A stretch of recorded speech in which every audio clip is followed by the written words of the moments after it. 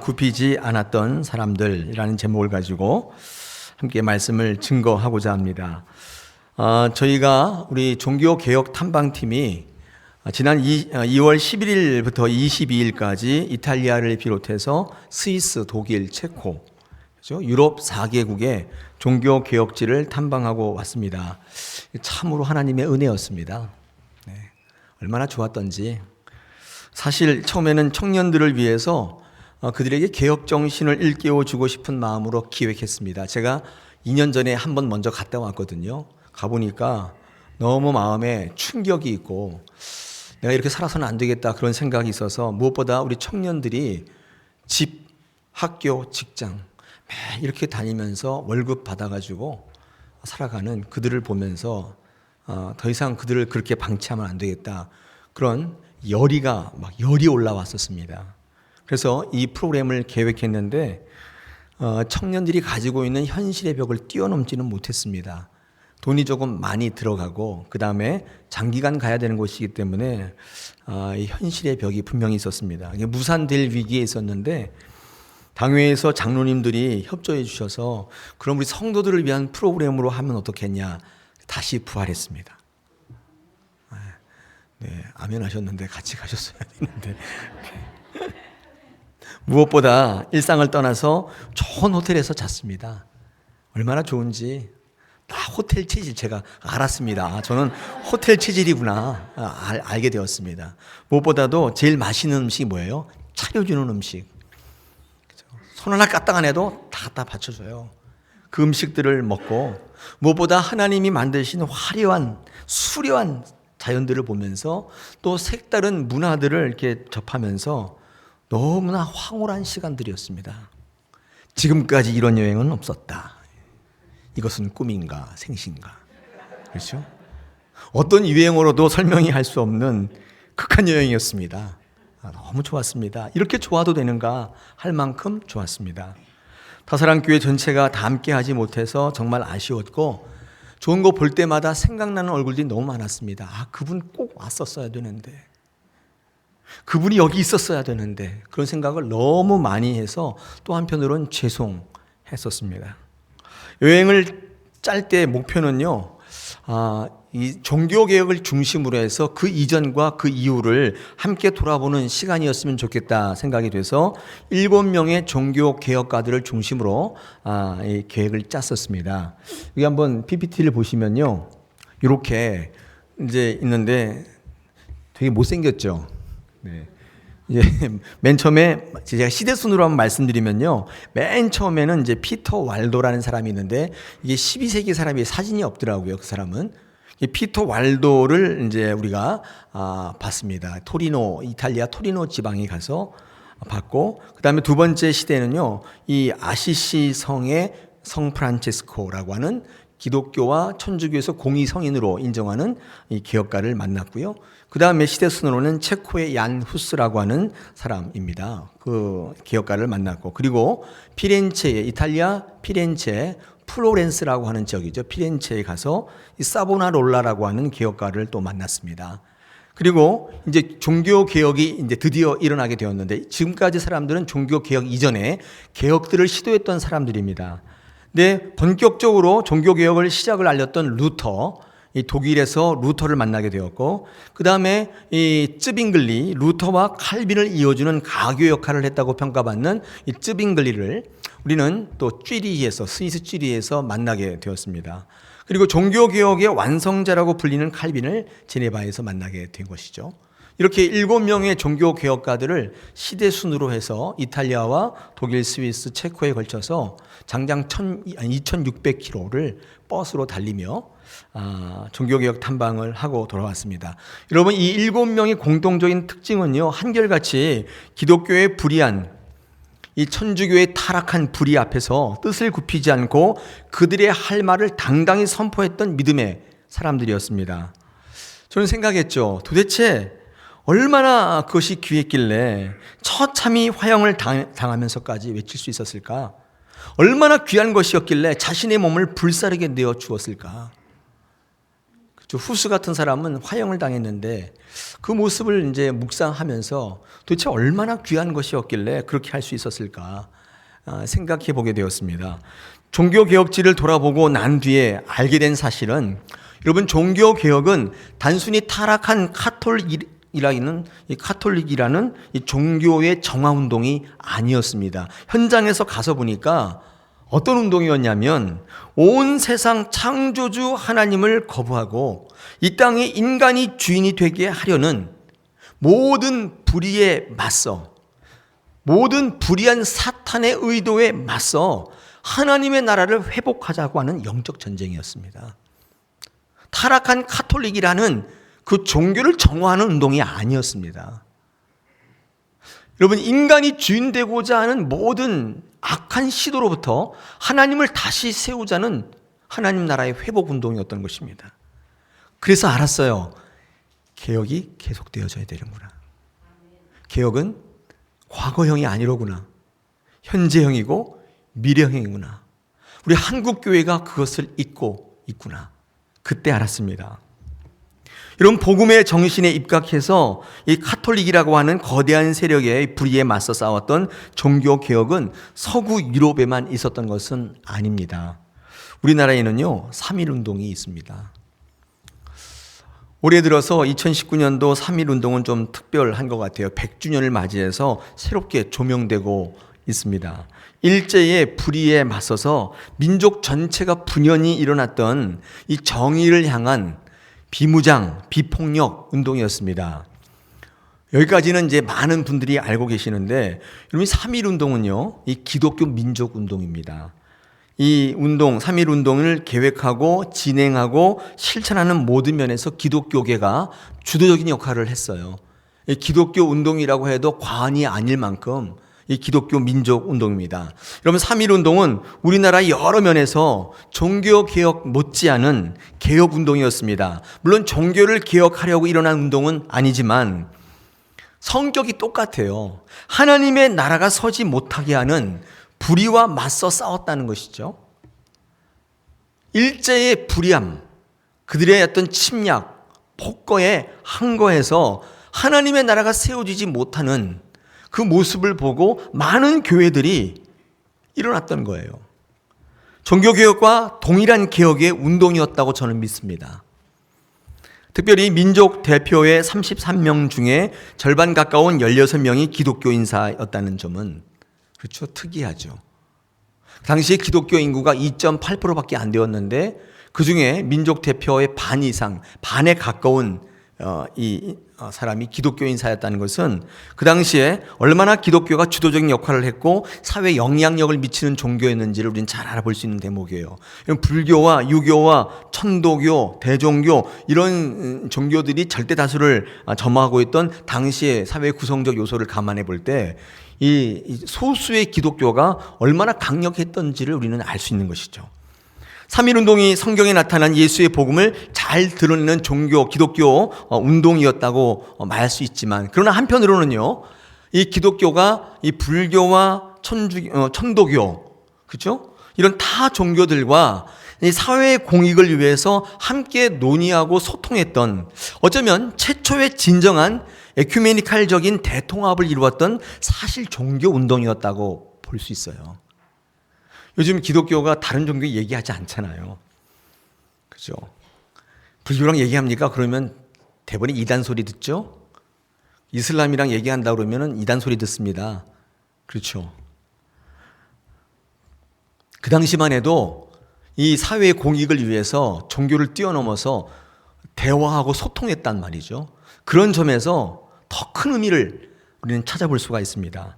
3.1운동이 기독교 주도의 사회적 운동이었던 것은 사실이지만 그보다도 세상을 향했던 진정한 또 타종교와 함께 소통하며 대화하는 대통합에 예수님이 원했던 진정한 정신을 보여주었다는 점에서 더 큰 의미를 찾을 수가 있습니다. 그만큼 당시의 교회와 성도들은 다른 종교와 대화할 수 있을 만큼 되게 성숙했어요. 여러분, 다른 사람과 대화할 때 내 것을 잃지 않으려면 어떻게 해야 되는 줄 아세요? 내 것에 대한 확신이 있어야 돼요. 그렇죠. 여러분, 우리 이제 결혼하게 되면 남녀 부부간에 의처증, 의부증 그런 거 있죠. 우리 교회랑은 전혀 상관없는 얘기지만 의처증, 의부증이 있는데 여러분 그것은 깊이 들어가 보면 나에 대한 불신에서부터 오는 거예요. 상대방에 대해서 내가 자신이 없는 거예요. 그럴 때 대화할 수 없고 소통할 수 없잖아요. 누군가 얘기해서 내 것을 지키고 내 주장을 관철할 때 가장 필요한 것은 나에 대한 확신인 거예요. 내 것에 대한 확신인 거예요. 그 당시에 한국의 기독교가 불교니 천도교니 대종교니 이런 것들, 이런 종교들과 얘기해서 하나님의 정신을 이 사회 가운데 실천할 수 있었던 가장 기본은 하나님을 믿는 신앙에 대한 확신이에요. 믿음에 대한 확신이 없었으면 그렇게 할 수 있었겠습니까? 본질에서 어떤 흔들림이나 포기함 없이 세상 속에 하나님의 나라를 세워갈 수 있을 만큼 그들은요, 믿음의 확신이 넘쳤어요. 할렐루야. 근데 요즘에 왜 개혁이 안 되냐면 그게 없어요. 내가 믿는 기독교에 대해서, 예수 그리스도에 대해서 확신이 없어요. 여기 계신 분들 그런 확신이 있으세요? 이것이야말로 진리구나. 이것이 내가 살 길이구나. 이것이 내가 영원한 생명을 얻는 길이구나. 이거 확신하세요? 이거 없으면 여러분 대화하지 마십시오. 여러분이 넘어가요. 길거리에 있는 신천지 불쌍하다고 그 사람들 붙잡고 얘기하면 홀라당 넘어가요. 내가 신천지가 돼요. 집에 찾아오는 제7일 안식교 여호와 증인 그들 불러놓고 얘기하면 안 돼요. 여러분이 넘어간다고요. 왜요? 확신이 없는데. 이걸까 저걸까 하고 있는데 그 어떤 인생의 개혁의 운동이 있겠습니까? 근데 그 당시에 교회와 성도는 이 확신이 있었다는 거예요. 그러나 그 이후에 광복을 맞이하면서 파란만장한 근대사를 거치게 되어 도전이 계속적으로 있었습니다. 공산 세력에 대한 도전이 있었고 독재 세력의 도전이 계속적으로 닥쳐왔습니다. 그때 우리 한국 교회 성도와 이 교회 모습은 어떠했습니까? 참으로 부끄럽기 짝이 없었어요. 그 이후에 3.1운동 이후에 그 근대사를 거치면서 우리 한국 교회는요, 믿음의 선진들의 그 귀한 신앙을 다 잃어버렸습니다. 왜 그랬을까요? 여러분, 한국 전쟁을 거치면서 너무 비참한 이 트라우마와 상처를 입었습니다. 일제시대 때 상처가 아물기도 전에 이 포화 속에 짓밟혔단 말이죠. 또 그와 더불어서 급격한 경제 성장과 더불어서 이 독재 정권에 의한 이 경제 성장과 더불어서 이 자본주의가 급격하게 유입됨으로 인하여서 우리 한국 사회는요, 경쟁과 성장이라는 화두에 휩싸이게 됐어요. 못 먹고 못 살던 시절을 떨쳐내기 위해서 다른 사람보다 더 잘 살기 위해서 경쟁적으로 전투적으로 살아왔어요. 그 당시의 가치가 뭐냐면 하면 된다, 우리도 할 수 있다예요. 이 시대의 가치였어요. 그 시대의 가치였어요. 여러분, 유럽에 가보니까 한 가지 특이한 점이 뭐냐면 차들이 다 작은 차입니다. 이탈리아 고속도로를 달리는데 큰 차를 몇 번 본 적이 없어요. 큰 차라고 하는 거는 우리 이제 2000cc 이상 되는 좀 큰 차. 여러분 다 큰 차 갖고 다니시죠? 큰 차들이 별로 없고 다 작은 차예요. 물론 기름값이 비싸기도 하지만 왜 그러냐면요, 우리의 모습을 살펴보면 알아요. 우리는요, 보다 큰 거, 보다 많은 게 이게 가치인 줄 알고 추구하며 살았어요. 집을 사더라도 큰 평수가 있어야 되고 식구는 단 두 식구인데 차도 큰 차를 타고 다녀야 그 못 먹고 못 살던 시대에 나는 그렇지 않다는 것을 드러내 보이는 증거가 되기 때문에. 근데 그러고 살았단 말이에요. 그게 가치였어요. 여러분, 교회는 어떻습니까? 교회에 큰 책임이 있어요. 세상이 그러한다 할지라도 교회는 중심을 잡았어야 되는데 교회도 이 경쟁에 뛰어들었어요. 보다 큰 교회, 건물이 큰 교회, 사람이 많이 모이는 많은 교회를 지향하며 성도들을 그 경쟁 속으로 밀어 넣었다고. 여러분, 이 세상처럼 살려고 했던 결과가 바로 이 시대의 교회의 모습입니다. 또다시 개혁의 대상이 된 거예요. 여러분, 3.1운동 직후에 교회의 모습은 어떠했습니까? 여러분, 교계 한편에서는요, 3.1운동이 일어난 지 몇 년 되지도 않아서 이 기독교회, 이 교계에는요, 신사참배가 우상숭배가 아니라는 발표를 했습니다. 현실에 안주하려 했던 거예요. 명분은 뭐냐면 한국 교회를 지키겠다는 명분이었지만 현실이 안주한 거였습니다. 조금 더 시간이 지나서 독재 세력에 맞서서 세상에 싸울 때, 이웃이 피 흘려 쓰러질 때 우리는 옳은 것을 옳다고 말하지 않았어요. 교회가 문을 걸어 잠갔다고요. 왜 그랬을까요? 탄압받고 박해받는 것이 두려웠기 때문입니다. 독재의 칼날 앞에 끌려가는 것이 두려웠기 때문입니다. 무엇보다 당시 기독교인들은, 이 3.1운동 당시 기독교인들은 많은 사람들의 존경을 받았습니다. 거기에는요, 왜 그런 존경을 받았냐면 기독교인들이 나라와 민족과 백성의 문제에 대해서 이 복음에 입각한 실천적, 희생적, 참여적 신앙으로 무장되어 있었기 때문이에요. 뭐라고 그랬죠, 제가? 실천적, 희생적, 참여적 신앙으로 무장했어요. 여러분의 신앙과 지금 한번 이렇게 비교해 보십시오. 나는 과연 실천적이냐, 참여적이냐, 나를 위해 살지 않는 희생적인 신앙을 갖고 있는가 한번 생각해 보실 일이죠. 여러분, 실천적, 희생적, 참여적 신앙이라는 게 어떤 것입니까? 간단합니다. 나를 위해 십자가에 달려 죽으시며 나를 구원해 주신 예수님을 바라보는 신앙이에요.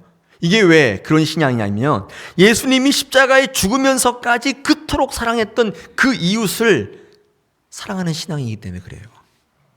주님이 저를 위해서 돌아가시며 나에게 구원을 주셨잖아요. 그것도 너무 귀하지만 내가 예수님의 신앙을 쫓는 사람이라면 예수님이 십자가에 죽으시면서까지 사랑했던 그 어떤 사람을 위해 살아가는 거예요. 그게 예수 십자가의 신앙인 거예요. 예수 믿고 나 잘되고 복받고 구원받으면 잘 먹고 잘 살면 된다는 신앙은 예수 신앙이 아닌 거예요.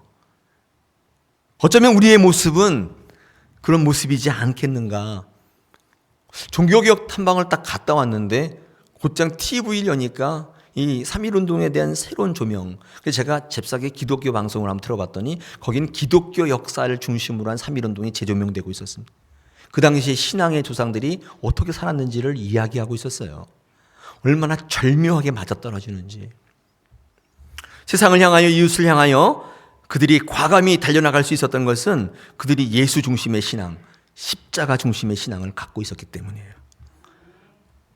여러분, 만세운동을 기독교인만 한 건 아니잖아요. 이 조선 팔도에 많은 사람들이 참여하게 되었는데 그 주도적인 역할을 이제 기독교가 했다는 것이고요. 근데 저는요, 이 기독교의 만세운동은 세상의 만세운동과 좀 다르다고 생각이 됩니다. 기독교의 만세운동은요, 이건 거룩의 실천이었어요.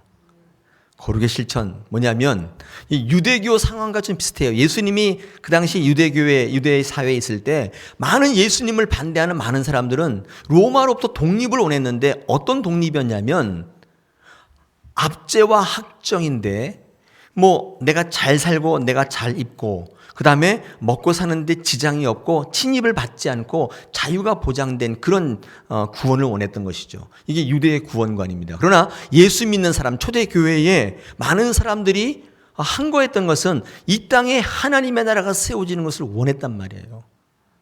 내가 잘 먹고 잘 사는 사회이기도 하지만 더불어서 하나님의 말씀이 기준이 되고 하나님의 말씀이 성취되는 그런 하나님의 나라를 원했어요. 아마도 3.1운동에 참여했던 많은 분들은, 교회 분들은 그런 하나님의 나라의 정신을 가지고 거리로 뛰쳐나오지 않았겠습니까? 그렇다면 그것은 거룩의 운동이었던 거예요.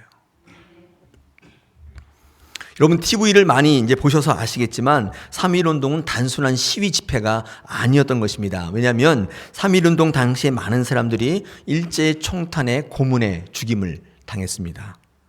그러니까 3.1 만세운동은 죽음을 불사한 거였어요. 그러니까 단순히 가서 시위 갔다 오는 게 아니에요. 죽을 수도 있는 일이었단 말이죠. 여러분, 죽을 수도 있는 일인데 교회가 이 3.1운동을 주도하면서 어떻게 했을까요?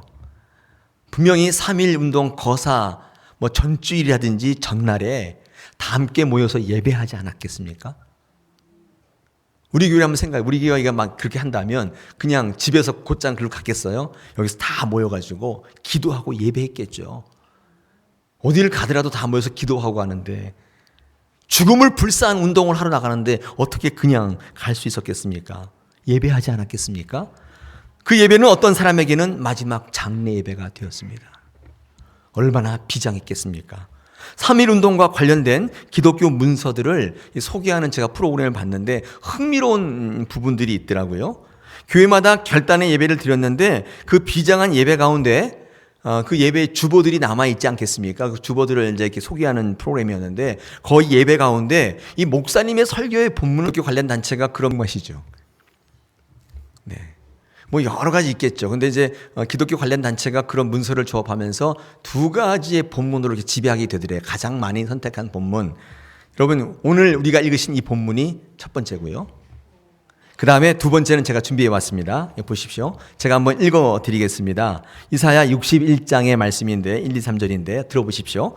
주 여호와의 영이 내게 내리셨으니 이는 여호와께서 내게 기름을 부으사 가난한 자에게 아름다운 소식을 전하게 하려 하심이라. 나를 보내사 마음이 상한 자를 고치며 포로된 자에게 자유를, 갇힌 자에게 노임을 선포하며 여호와의 은혜의 해와 우리 하나님의 보복의 날을 선포하여 모든 슬픈 자를 위로하되 무릇 시온에서 슬퍼하는 자에게 화관을 주어 그 죄를 대신하며 기쁨의 기름으로 그 슬픔을 대신하며 찬송의 옷으로 그 근심을 대신하시고 그들의 의의 나무 곧 여호와께서 심으신 그 영광을 나타낼 자라 일컬음을 받게 하려 하심이라. 그러니까 그 당시 3.1운동 나가기 전에 사도행전 4장의 이 말씀과 이 이사야 61장의 말씀을 선포했다는 거예요. 우리가 나가서 사회를 개혁하자 그러고 나간 게 아니라 하나님의 나라를 선포하자. 하나님의 나라가 숨쉬는 땅이 되게 하자. 그런 말씀이었죠. 특히 오늘 읽으신 사도행전 4장의 말씀은 종교개혁의 정신과도 딱 부합합니다. 18절, 19절, 20절을 제가 한번 다시 읽겠습니다. 오늘 본문입니다. 그들을 불러 경고하여 도무지 예수의 이름으로 말하지도 말고 가르치지도 말라 하니 베드로와 요한이 대답하여 이르되 하나님 앞에서 너희의 말을 듣는 것이 하나님의 말씀을 듣는 것보다 옳은가 판단하라. 우리는 보고 들은 것을 말하지 아니할 수 없다. 맞선 거예요. 거대한 세력이죠. 그죠? 그 당시의 종교 세력, 유대교 맞선 거예요. 우리 3.1운동을 나갈 때 이사야 말씀과 사도행전 말씀을 읽고 나갔다면 그 당시에 조선 사회를 지배하고 다스리던 폭거의 세력이죠. 일제에 맞서서 어쩌면 나의 그 외침으로도 되지 않을 수 있는데 그 세력 앞에 그렇죠? 나는 할 말을 해야겠다. 이러고 예수의 방법으로 해야겠다. 비폭력, 무저항의 운동을 가지고 예수님이 십자가에 달리실 때 한 번도 항거하지 않으셨잖아요. 그 모습을 가지고 나간 거예요. 할렐루야. 저는요, 그 프로그램을 보면서 마음이 너무 뜨거워지고, 내가 믿는 종교가 그런 종교구나. 내가 믿는 하나님이 그런 하나님이구나. 내 모습이 왜 이 모양인가. 그런 생각을 했습니다. 오늘 사도행전 말씀에 세상을 향한 개혁은 어쩌면 단순합니다. 뭐라고 되어 있습니까? 예수의 이름으로 말하라. 가르치라. 할 말을 하라는 거예요. 세상의 유익 앞에 인간들의 그럴듯한 논리를 듣는 게 아니라 하나님의 말씀을 들으라는 거예요. 그게 개혁이라는 거예요. 여러분, 듣는 것이 개혁입니다. 당장은 유익하지 않고 당장은 논리적이지 않고 합리적이지 않을 수 있지만 하나님의 말씀하시기 때문에 듣는 거예요. 그게 진정한 개혁 정신이라는 것입니다. 여러분, 에베소서 6장에서 우리 살아가는 모든 도전을 영적 전쟁이라고 규정하고 있습니다. 여러분, 세상이 우리를 전쟁을 어떻게 걸어오는지 아세요? 그 양상이 어떻게 나타나냐면요, 이렇게 나타나요. 듣지 말라는 거예요. 귀를 가립니다.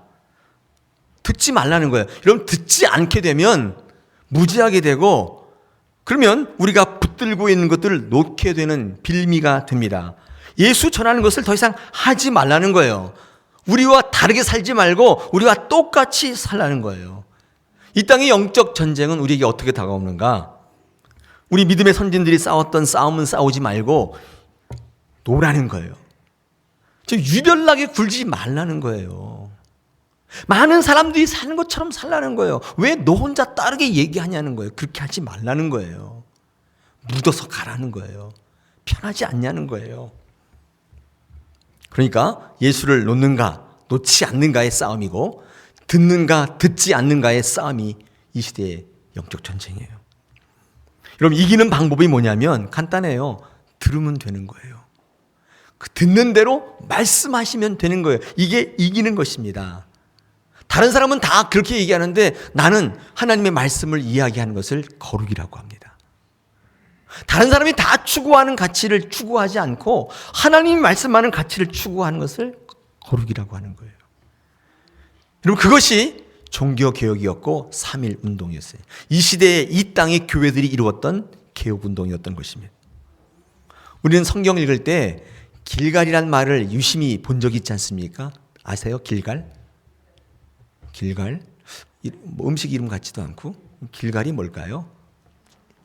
여러분, 길갈은요, 이스라엘 백성들이 출애굽해 나와서 40년 동안 광야를 헤매다가 요단강을 건너서 드디어 이제 가나안 땅으로, 하나님이 약속하신 땅으로 진입하기에 앞서 최초로 막닥뜨린 성 여리고 성의 전투를 앞두고 나타난 말씀이에요. 하나님께서 이 여리고성, 거대한 철옹성 여리고성을 보면서 낙심하고 있는, 저거 어떻게 무너뜨리지? 그러고 있는 이스라엘 백성들에게 여호와의 군대 장관이 나타나서 여호수아에게 말씀합니다. 너의 모든 군사에게 할례를 행하라. 할례. 모르는 분 안 계시죠? 처음 교회 오시는 분이 있을지 몰라서 쉽게 말하면 포경수술이에요. 남자들에게 할례, 믿음의 징표를 몸에 새기는 겁니다. 하라는 거예요. 아니, 지금 전투를 해야 되는데 군사들에게 할례를 행하면 어떡합니까?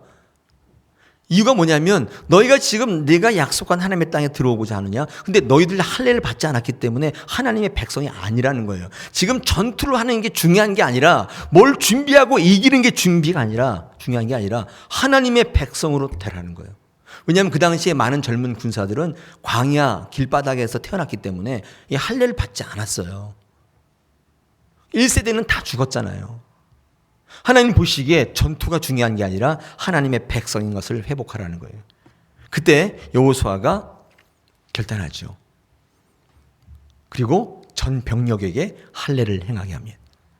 기가 막힌 결단 아니에요? 그때 하나님께서 그 모습을 보시고 다음과 같이 말씀합니다. 여호수아 5장 9절에서 여호와께서 여호수아에게 이르시되 내가 오늘 애굽의 수치를 너희에게 떠나가게 하였다 하셨으므로 그곳 이름을 오늘까지 길갈이라 하느니라. 아멘. 여호와께서 여호수아에게 야, 참 너 대단하다. 오늘부터 너의 수치는 다 굴러갈 거야. 이렇게 말씀하셨다는 거예요. 여기서 수치란 뭐라고 했냐면 애굽에서 노예살이하던 게 수치가 아니라 하나님이 말씀하시는 수치는 애굽 사람처럼 살려고 했던 거예요. 그들의 부귀영화를 부러워했다는 거예요. 하나님의 나라의 백성 되는 것을 포기하고 이 땅에 인간이 주인 되고 물질이 주인 되는 것을 따라 답습했던 그 삶이 수치였다는 거예요. 그러나 지금 이 전투를 앞두고 너희가 내 말을 듣고 행했으니 그 모든 수치가 이제부터 굴러갔다 말씀한 거예요. 광야 한복판에서 지금 치열한 전투 앞에서 사람 의지하지 않고 상황 바라보지 않고 하나님만 붙들기로 결단하고 하나님 백성처럼 살기로 결단할 때 모든 수치가 굴러가게 하시겠다는 거예요. 그게 바로 길갈이에요. 그게 바로 우리가 이루어갈 개혁인 거예요. 구별되어 살면 이기는 거예요. 거룩하게 사는 것이 개혁인 거예요. 여러분, 세상과 똑같이 산다면, 세상의 방법으로 산다면 제가 판단할 때 여러분 성공할 수 있습니다. 전 그렇게 생각해요. 여러분, 입시 준비하는 우리 고3 있나요? 주일에 교회 오지 않고 학원 가서 하루 종일 공부하면 합격할 확률이 더 큰가요? 없나요? 합격해야 안 해요? 더 확률이 높아요? 안 높아요? 뭘 주저하세요? 당연히 높죠. 시간 단위당 투자하는 게 많은데 3시간 공부하는 아이하고 10시간 공부하는 아이가 같지 않죠.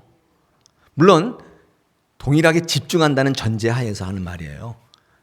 당연히 다르죠. 여러분, 장사하시거나 사업하시는 분들이 주일에 교회에 오지 않고 가게 문 열고 장사하고 사업하며 비즈니스하고 사람 만나고 다니면 여러분 더 사업에 성공할 가능성이 클까요? 네, 이 교회에서 이렇게 분열이 되네요. 제가 볼 때 커요. 그럴 가능성이 크다고요. 갑자기 제가 믿음이 없는 사람이 한국말은 끝까지 들어보셔야 되는데, 그죠? 그죠? 하나님의 사랑 무시하고 십자가 희생 무시하고 내가 주인 되고 내 인생은 나의 것, 그죠? 한 번뿐인 인생 즐기자. 여러분 이렇게 살면 행복하고 자가시한 될 수 있을까요? 제가 볼 때 그럴 수 있어요. 그죠? 그럴 수 있어요. 근데 우리는요, 그 성공을 성공이라고 보지 않는 사람들입니다. 그런 사람들 많이 보잖아요. 보십시오. 지금도 이 시간에 여기 오지 않고 예배하지 않고 나름대로 열심히 인생을 개척하는 분이 얼마나 많이 있습니까? 근데요, 참 아이러니한 건 그들이 잘 돼요. 우리에게 도전이 되잖아요. 우리는요, 예배할 때, 가지 말까? 그런 자기의 불확신 속에 오늘 아침에도 갈까 말까를 망설이고 있었다. 그 말이에요. 개혁이 되지 않는 거예요. 여러분, 사탄은 알고 있습니다. 우리가 원하는 것을 주는 것이, 여러분이 원하는 것을 주는 것이 붙들고 있는 예수를 놓게 하는 방법이라는 사실을 알고 있어요. 여러분요, 이렇게 막 이렇게 고문하고 너 예수 믿을래 안 믿을래? 그럼 더 예수 믿는다고 그래요. 그 신기하게. 근데 원하는 것을 딱 주면요, 예수 안 믿어요. 교회 생활에 등한시하고 믿음에서 떠나기 시작해요.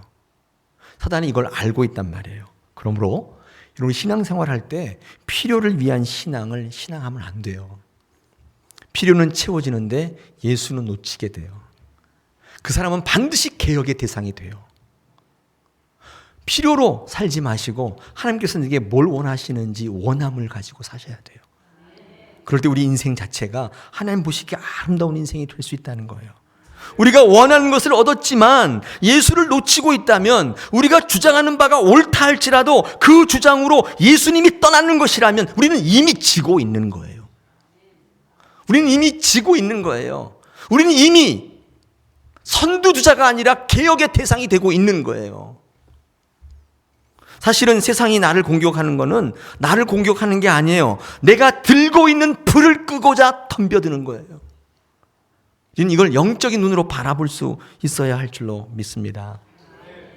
여러분 3.1운동을 우리가 보면서 다들 민족의 거사였다고 생각하지만 그 운동을 주도했던 수많은 목사님, 수많은 장로님, 집사님들이 계셨고, 일제의 폭거의 항거에서 내 목숨을 초계와 던졌던 모든 열사와 의사는 전부 집사, 장로들이었어요. 여러분 알고 계세요? 거의 대부분 80% 이상이. 여러분이 알고 있는 모든 사람들은 다 기독교인이에요. 안중근도 캐톨릭 신자지요. 이재명도 집사였고, 김구도 집사였고, 김구의 어머니는 권사였고, 의열단의 모든 80%가 다 기독교인들이었어요.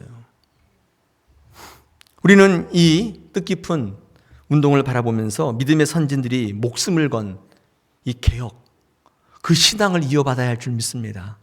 더 이상 이렇게는 안 되겠다는 위기감과 우리의 이 경고함이 우리 가운데 있어야 할 줄 믿습니다. 하나님의 은혜로 우리는 종교개혁 현지를 갔다 왔습니다.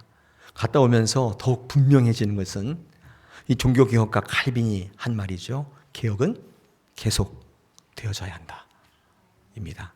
저와 여러분의 삶에 하나님의 은혜가 넘치시고 개혁이 이루어지는 복된 삶이 되시기를 축원합니다. 할렐루야.